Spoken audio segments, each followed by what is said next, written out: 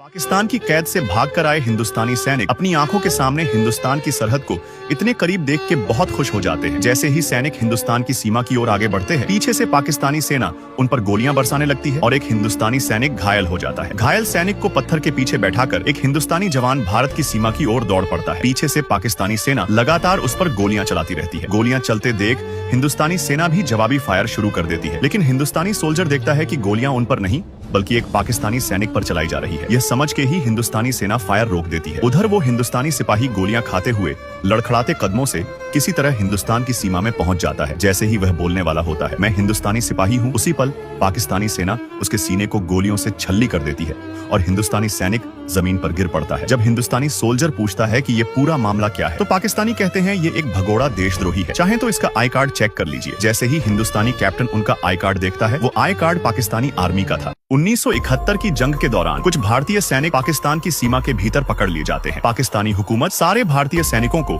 एक सुनसान जगह पर कैद कर लेती है। भारतीय सैनिकों को यह तक नहीं पता होता कि वे किस जगह पर कैद हैं। कई महीनों तक कैद में रहने की वजह से कुछ सैनिकों की मानसिक हालत बिगड़ने लगती है, तो कुछ सैनिक अब भी अपने परिवार से मिलने की उम्मीद में अपनी जिंदगी जी रहे थे। लेकिन एक दिन भारतीय सैनिकों को पता चलता है कि वो भारत की बॉर्डर के बहुत ही करीब कैद है। ये जानकर कुछ सैनिक पाकिस्तान की कैद से भागने का प्लान बनाते हैं, पर हिंदुस्तानी मेजर उन्हें साफ मना कर देते हैं। वो कहते कि इंटरनेशनल लॉ के मुताबिक जंग खत्म होने के बाद पकड़े गए सैनिकों को रिहा करना ही पड़ता है। भागने से हम सभी मारे जाएंगे। पाकिस्तानी हुकूमत हमें खुद रिहा कर देंगे। इसी बीच पाकिस्तानी मेजर आकर भारतीय मेजर को खबर देता है कि कुछ ही महीनों में सारे हिंदुस्तानी सैनिकों को रिहा कर दिया जाएगा। रिहाई की खबर सुन के सारे हिंदुस्तानी सोल्जर खुशी में झूम उठते हैं, लेकिन तभी एक भारतीय सैनिक के हाथ में पाकिस्तानी न्यूज़पेपर लग जाता है। उस न्यूज़पेपर में लिखा था कि हम सभी भारतीय सैनिकों को पहले ही रिहा कर चुके हैं और हमारे पास कोई भी भारतीय सैनिक कैद नहीं है। भारतीय सैनिक समझ जाते हैं कि पाकिस्तानी हुकूमत उन्हें कभी रिहा नहीं करने वाली। तब 6 हिंदुस्तानी सैनिक वहां से भागने की योजना बनाते हैं। भागने के लिए वो 14 अगस्त का दिन चुनते हैं, क्योंकि उस दिन पाकिस्तानी कैंप में